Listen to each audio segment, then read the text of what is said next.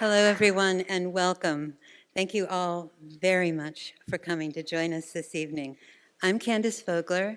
I'm a professor in the Department of Philosophy here at the University of Chicago, and I am one of two principal investigators on the Virtue, Happiness, and the Meaning of Life grant funded through the John Templeton Foundation.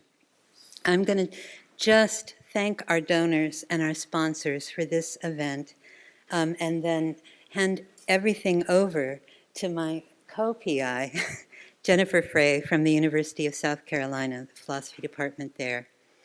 We need to thank the John Templeton Foundation for making all of this possible for us. We also want to thank people who were involved in specifically sponsoring this conference: the Lumen Christi Institute, the Martin Marty Center, the University of Chicago Divinity School, Division of the Humanities, Department of Philosophy, Committee on Social Thought, and Center for Practical Wisdom Research. We're so grateful to them for helping to make this possible.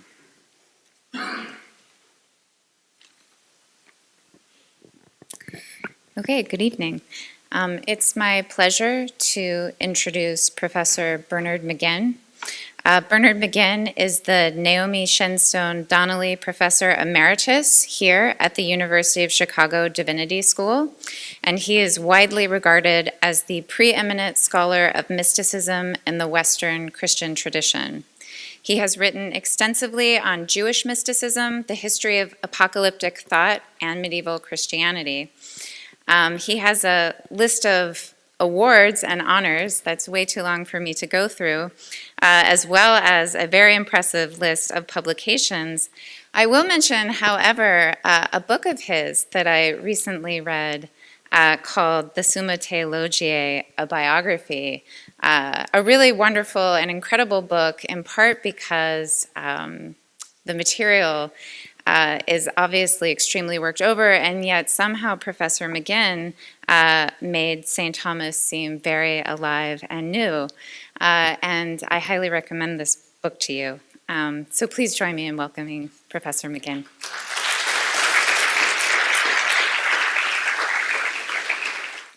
Thanks very much for that warm introduction. Good evening, ladies and gentlemen, and welcome to this important event. I'm deeply honored to be asked to introduce Cardinal Blase Cupich at this Capstone conference of the two-year project on virtue, happiness, and the meaning of life. Cardinal Cupich is not the first Archbishop of Chicago to speak at the University of Chicago, of course.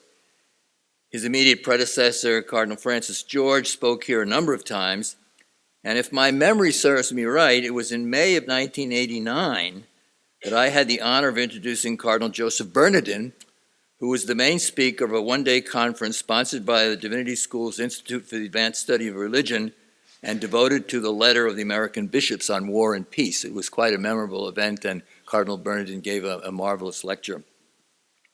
Just a brief word about the project on virtue, happiness, and the meaning of life. Made possible, as we've heard, by a generous two-year grant from the John Templeton Foundation, a grant recently extended for another 6 months, this project is designed to bring together scholars, teachers, and students from around the world and from diverse academic areas, especially psychology, philosophy, and theology, in order to pursue investigation into the relation between self-transcendence and the cultivation and exercise of virtue as a source for true happiness and a fulfilled and meaningful life. Under the leadership of Candace Vogler and also Jennifer Frey, the project is a stellar example of the kind of interdisciplinary inquiry and scholarship that has characterized the University of Chicago from its very beginnings. In a time fraught with tensions and divisions, all too often characterized by angry voices of exclusion, the collaborative perspective of the Virtue, Happiness, and Meaning of Life project offers hope for some important new insights into some of the deepest questions concerning human life and flourishing. What is true virtue? How does it relate to happiness? Where is meaning to be found? As the project and its researchers pursue these complex questions, it is eminently fitting that the organization has invited Chicago's 9th Archbishop to address this capstone conference. And it's also a personal pleasure for me because Cardinal Cupich and I share an alma mater, or alma mater, as we might say. That is the North American College and the Gregorian University, although I was there some years before he was. Blase Joseph Cupich was born in Omaha, Nebraska in 1949, one of 9 children of Blase and Mary Cupich. He attended St. John Vianney Seminary in St. Paul, Minnesota, where he obtained his BA in philosophy in 1971. He then went on to the North American College and the Pontifical Gregorian University, where he was between 1971 and 75, earning a Master of Arts in Theology in 1975, the same year in which he was ordained. Upon returning from Rome, he served in several capacities in the Archdiocese of Omaha before going on to complete his studies at Catholic University of America in Washington, where he gained both a licentiate and a doctorate of sacred theology in 1987. For the next 12 years, Father Cupich served in a number of positions in the Archdiocese of Omaha and elsewhere in the American Catholic Church. In 1998, Pope John Paul II appointed him as the 7th Bishop of Rapid City, South Dakota, where he served until 2010, when Pope Benedict XVI appointed him Bishop of Spokane, Washington. During his years at Rapid City and Spokane, Bishop Cupich served in several important offices in the United States Conference of Catholic Bishops, especially its Committee on the Protection of Children and Young People. What is more, during this period, Bishop Cupich emerged as one of the most open, consistent, and balanced voices in American Catholicism. On September 20, 2014, Pope Francis named Bishop Cupich to the Archdiocese of Chicago, where he was installed on November 18th. Chicago's citizens are well aware of how much he has done for the Archdiocese and the city in the 3 years he has been here. Many may be less aware of the increasingly important role he has played in the Church at large, such as his work at the 2015 Synod on the Family and his appointment to the Roman Curia's Congregation of Bishops, which advises the Pope on appointments and other episcopal matters. As befits his central place in American and world Catholicism, Pope Francis elevated Archbishop Cupich to the College of Cardinals on November 19, 2016. The project on virtue, happiness, and the meaning of life is devoted to asking hard questions about big issues. Given that commitment, it is no accident that the organizers have invited Cardinal Cupich to address us, and I ask you to give a warm welcome to our very own Cardinal Blase Cupich, speaking on a consistent ethic of solidarity, transcending self, transforming the world. Cardinal Cupich.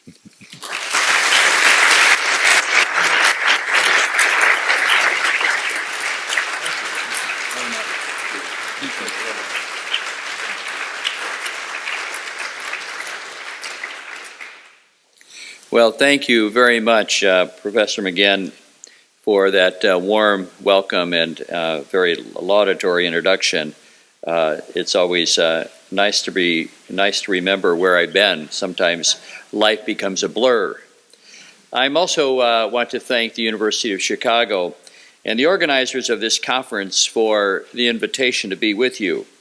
It really is an honor to join you, and I'm really pleased to participate, even though this is, I understand, the closing session of the Capstone conference that is entitled Virtue, Happiness, and the Meaning in Life. This is an important conversation for which, over the 28-month period of the grant, you have gathered scholars and professionals from various disciplines to focus on self-transcendence as integral to understanding the interrelationships of virtue, happiness, and the meaning of life. Tonight, I have been asked to add to that conversation, which I will do by considering how the notion of solidarity found in Catholic social teaching, when pursued as a consistent ethic for both individuals and society, might help to flesh out the meaning of self-transcendence, which you rightly state is needed for human flourishing and the building up of the common good. As I studied the information you sent me on your virtue project, it occurs to me that it shares much in common with our understanding of solidarity in the Catholic tradition, such that we can benefit from each other in teasing out some points of convergence. And so I want to begin by pointing out some connections between the category of virtue and solidarity. I will then move on to what I consider some fault lines in the present age that give urgency to pursuing virtue marked by solidarity. And then I will conclude by suggesting some ways, or maybe priorities, all of us might want to consider as we move forward in solidarity to build up the common good in a way that fosters virtue, happiness, and the meaning of life. I have to admit that I have no hesitation introducing the topic of solidarity into this conversation of virtue, particularly since your starting point is that virtue is not an individual pursuit, practiced and observed only for oneself as a personal improvement project. Rather, virtue has to do with one's relationships to others and to the world. So the ultimate measure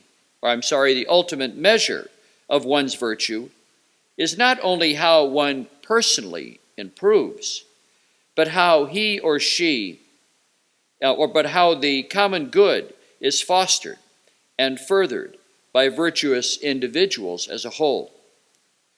The pursuit of virtue by an individual is about stretching the identity of the person beyond the circumference of one's body and life as defined by the individual. We often talk about expanding our minds, using more brain cells, but there is another way to increase our capacity as humans, and that is by constantly exploring ways to intersect with the lives of others in a way that enhances their lives and the world's good. In other words, virtue's end is solidarity. Virtue, when rightly pursued, aims at uniting humanity through a reawakening of our interdependence as a human family. Pope John Paul II, in his groundbreaking encyclical, Solutudino Re Socialis, called humanity to, quote, see the other, whether a person, people, or nation, as our neighbor, a helper, a sharer, on par with ourselves in the banquet of life to which all are equally invited by God. It is worth noting that John Paul II made a special point of pressing those in position of authority and power to consider their particular responsibility in being virtuous on a global scale, not just for their own sakes or the benefit of the nations that they serve. World leaders, he urged, need to recognize their interdependence in itself demands the abandonment of the politics of blocks, the sacrifice of all forms of economic and military and political imperialism, and the transformation of mutual distrust into collaboration.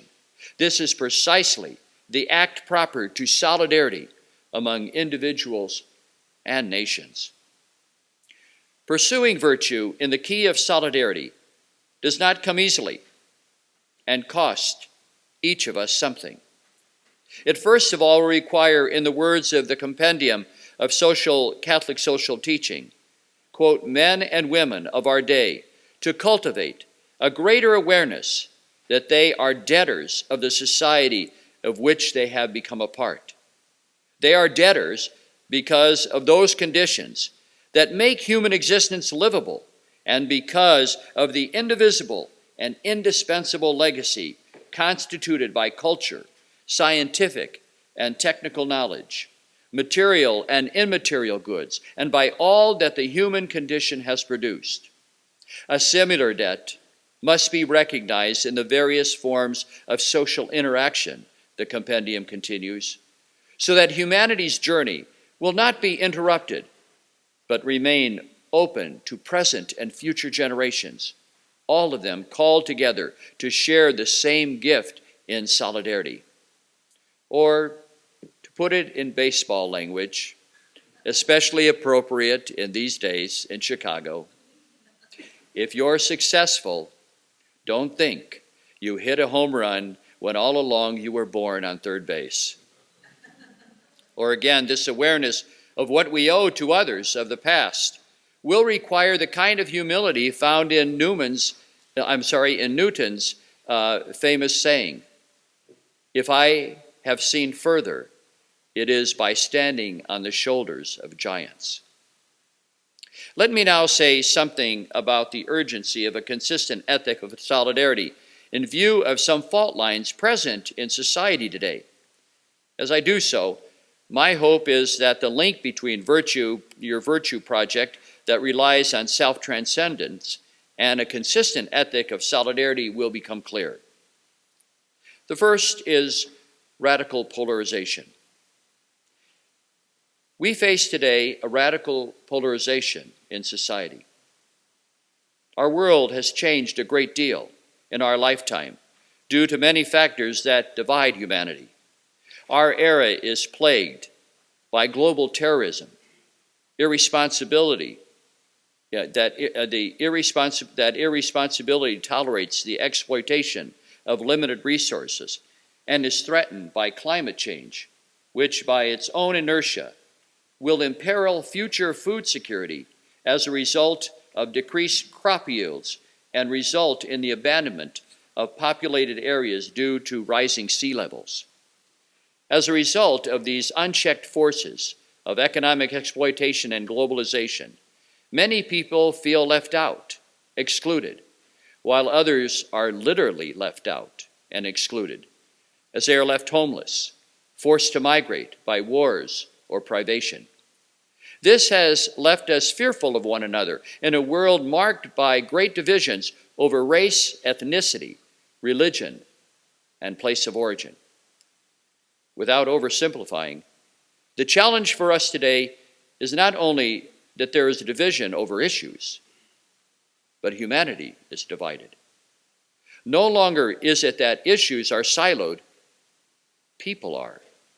Their social networks, the media they consult, all operate in silos, bereft of challenge or debate, isolated by differences of opinion or politics, race or social class, in a way that obscures our shared humanity, as for instance, with the issue of immigration, where we are losing the ties that historically have united us as a nation of immigrants. And it is not too strong to say that this sense of disconnectedness is being legitimized not only by voices in the streets, but by those in the halls of governance here and around the world, giving rise to xenophobia, nationalism, populism, and racial intolerance. All of this makes entire populations more vulnerable to disturbing influences and centripetal forces which only further divide while pretending to offer as solutions distorted views of the role of the economy and politics and how we relate to one another or how we relate to other nations and deal with global conflicts. The second fault line, libertarianism. There is a growing libertarian approach in the present day, which is impacting and I believe distorting the way we think about and respond to our politics, the economy, and the ecology. In this context, I want to refer you to an excellent paper given by Bishop Robert McElroy of San Diego in January 2016 at a symposium, Erroneous Autonomy, the Dignity of Work, sponsored by the Institute for Policy Research and Catholic Studies at the Catholic University of America in Washington, D.C. In his talk, Three Kinds of Erroneous Autonomy, Bishop McElroy offers analysis of how libertarianism constitutes a compellingly different pathway for humanity at this moment in history, which stands at odds with human solidarity. These conflicting pathways are based on two utterly divergent conceptions of the nature of the human person, resulting in two distinct trajectories when it comes to the meaning of economic life and the goal of politics and the ecology in this age of globalization. The example of the economy will suffice to make my point about the problematic claims of libertarianism. In fairness, it is important to recognize that many libertarians share with Catholic social teaching a respect for human dignity. Human dignity anchors their insistence on human freedom. They rightly argue that this dignity is not given by society, but by the Creator, and therefore freedom, self-determination, and all other human rights are inalienable, echoing the principles of the documents of democracy. However, advocates of libertarian philosophy stop short in considering what this means. They fail to uphold that since this dignity belongs to all human beings in common, it implies the solidarity of all peoples. By uncoupling human dignity from the solidarity it implies, libertarians move in a direction that has enormous consequences for the meaning of economic life. Let me put it more sharply. In our understanding of solidarity, the human person seeks and claims an integral development, morally, spiritually, and emotionally, which is joined intrinsically to the communities that sustain him or her. For libertarians, the human person is the autonomous individual, man the producer, man the consumer. For advocates of solidarity in this age of growing globalization, inclusion and economic security for all are measures of economic health, requiring global structures that help mold the forces of market capitalism to advance solidarity and the dignity of all.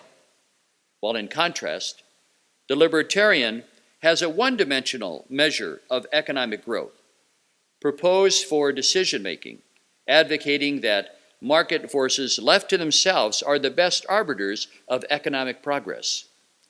It is for this reason that when it comes to politics, while solidarity seeks the common good, the libertarian advances a politics that seeks to maximize the freedom of markets and individual choice. A third force that we need to look at. A final consideration as we think about the challenges of creating a greater sense of solidarity is the ongoing development in the communications technology in the world we live today, its impact on the youth of the world. This technology is moving us, and particularly young people, to greater isolation, while giving the impression of linking us. We can shield ourselves from the demands of others by a click of a key, or by not responding on a device which we use to limit our interaction with the world. For many young people, their smartphone is the only portal for interaction, but also information which they will believe. But it is also the case that less personal and more electronic means of communication have gained a foothold in the minds of young people globally when it comes to news they will believe over against human encounters.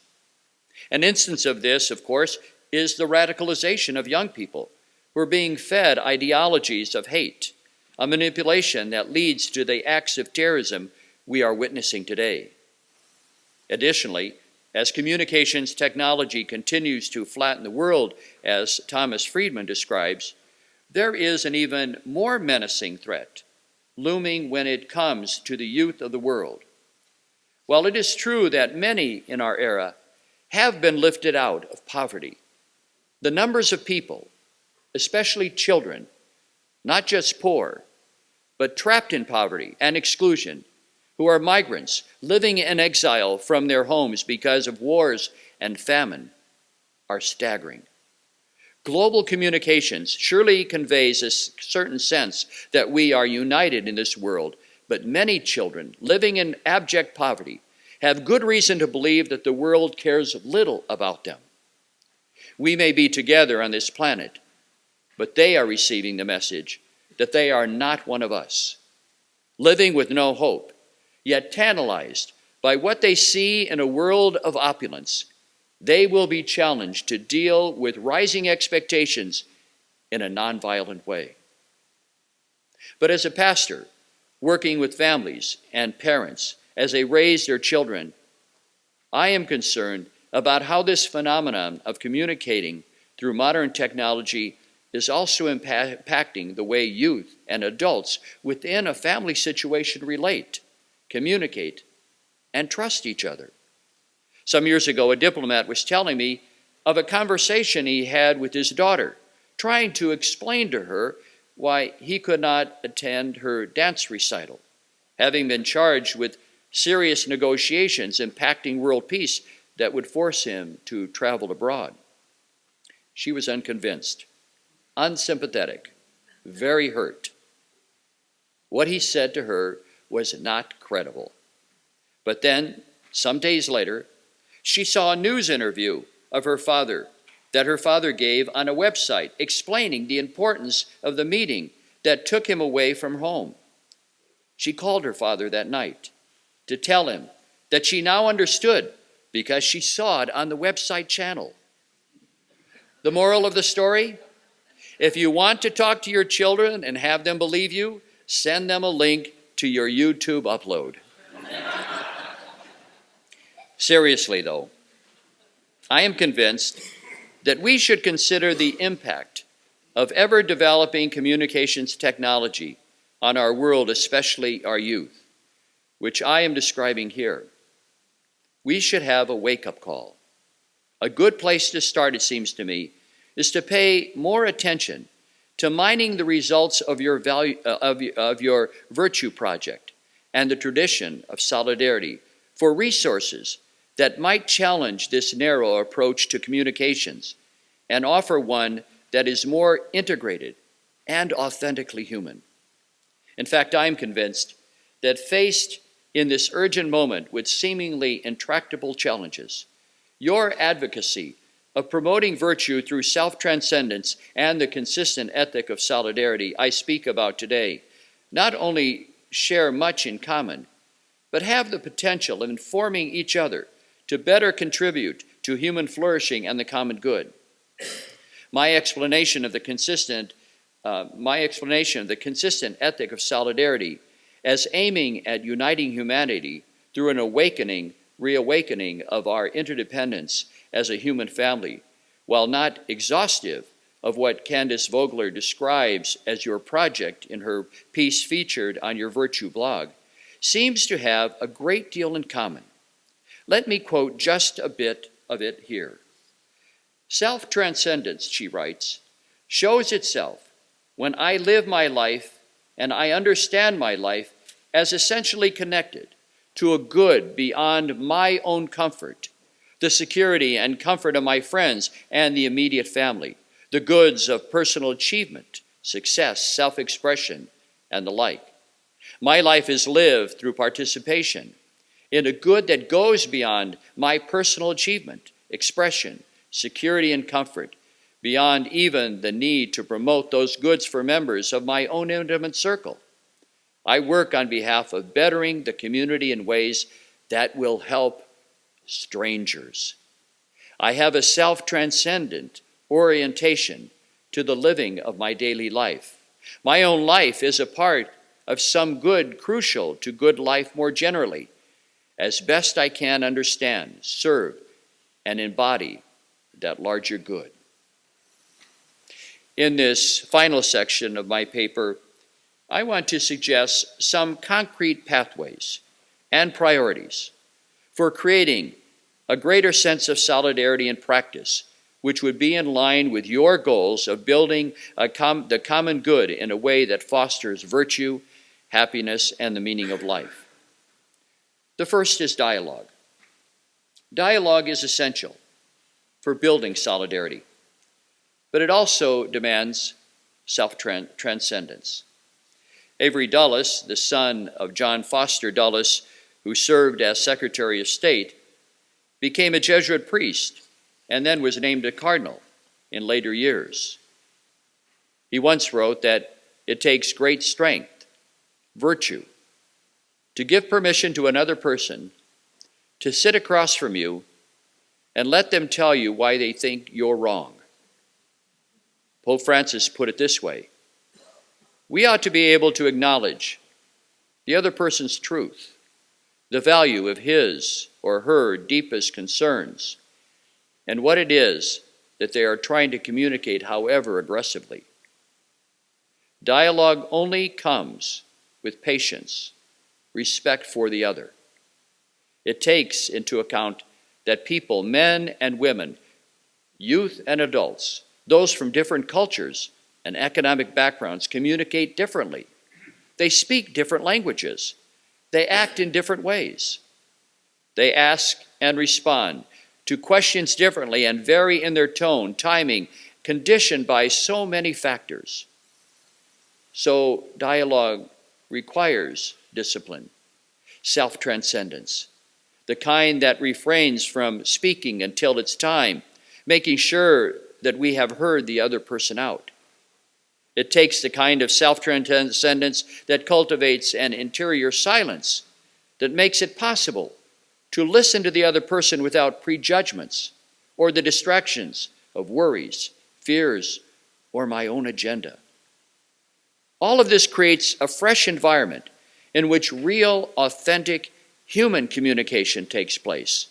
Not just an exchange of ideas or information, but an exchange of lives, aspirations, values, histories, in a way that creates bridges between others when there were only walls beforehand.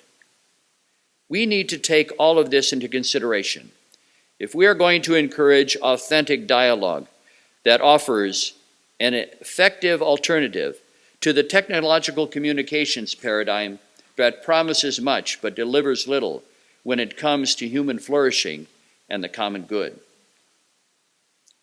Secondly, a collective self-examination of conscience.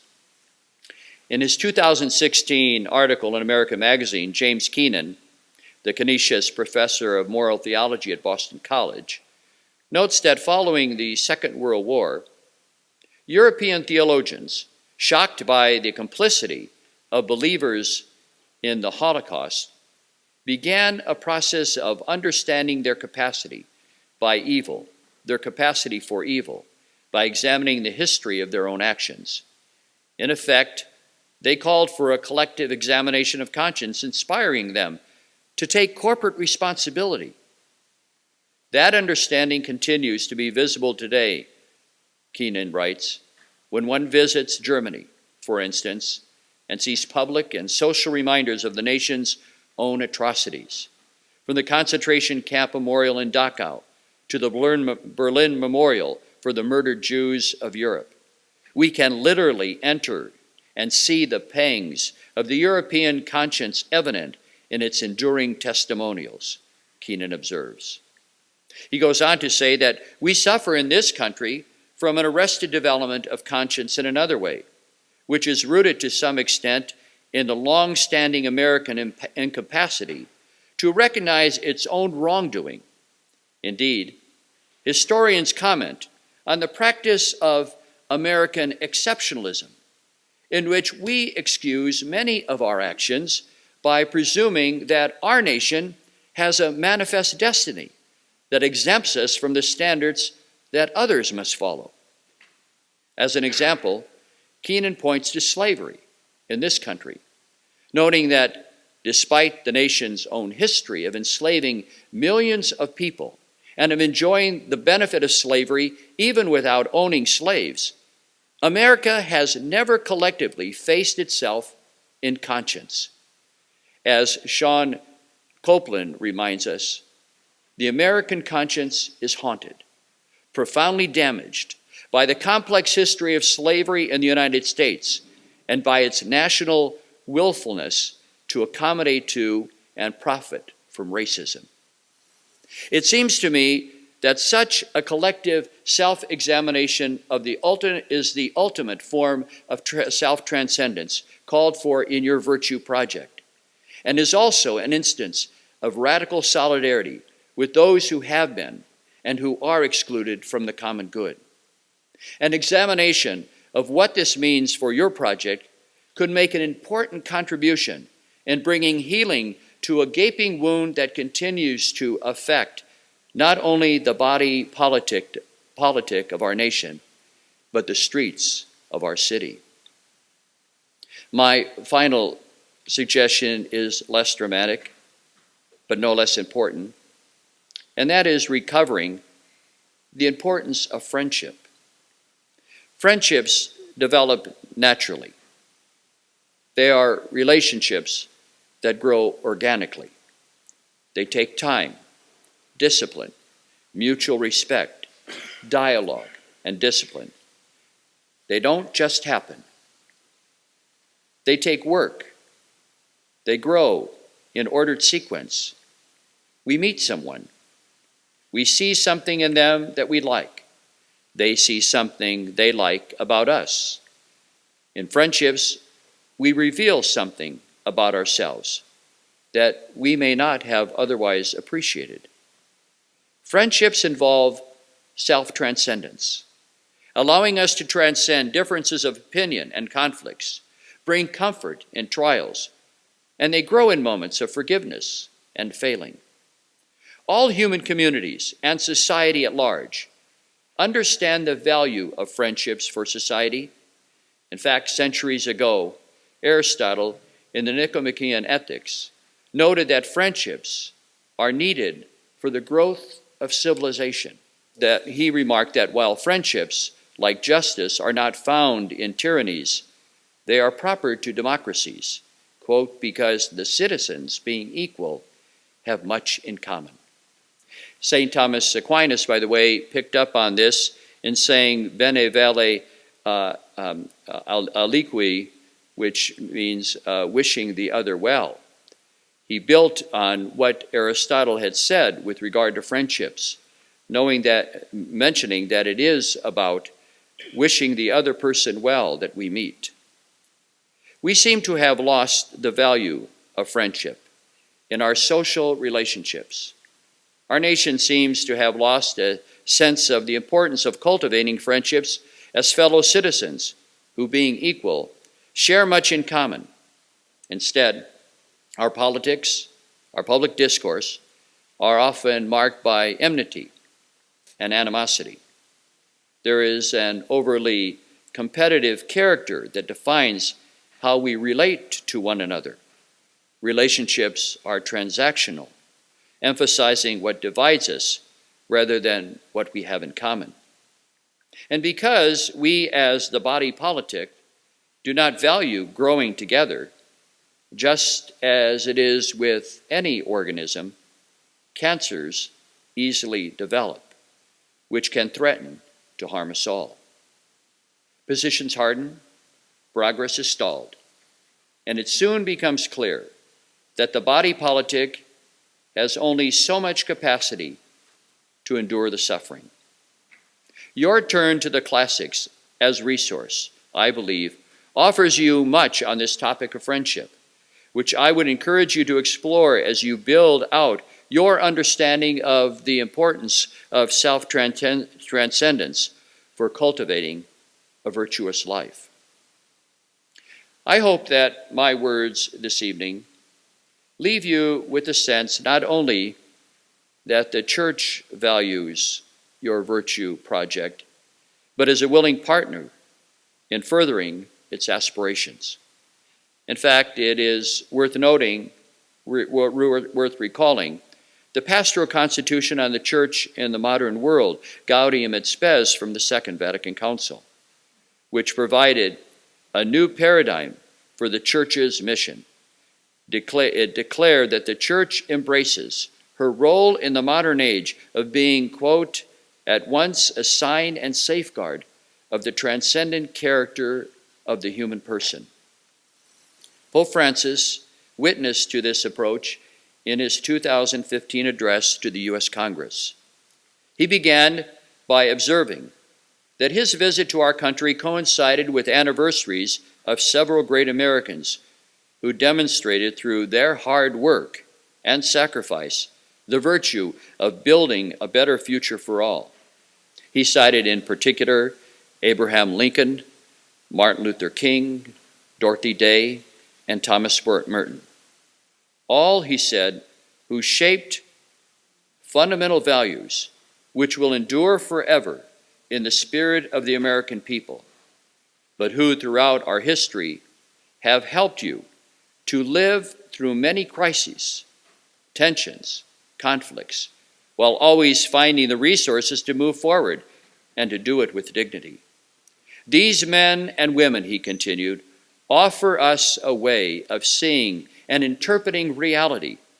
In honoring their memory, we are inspired, even amid conflicts, and in the here and now of each day, to draw upon our deepest cultural reserves. The Pope's words seem to be a good way to conclude my remarks, for they remind us of two important things I want to leave with you tonight. First, the importance of the word self in self-transcendence. The pursuit of virtue, as these four Americans show, begins with each one of us, taking responsibility for the way we live, our own human development and formation, in a way that focuses us to be real and honest about the world we live in and the circumstances of our personal lives. In a word, virtue begins with us.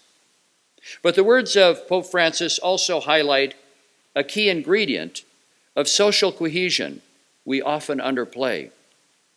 I'm talking about the value of giving good example. Good example, as Pope Francis observes, has an enduring power to embolden, inspire, and encourage others to live through crises and challenges as they tap into the deepest cultural reserves that hold these good examples in trust throughout the ages. Therein lies the twofold value your project aims to achieve, rekindling in us a fresh resolve to take personal responsibility for our lives, joining with others in solidarity for the building up of the common good.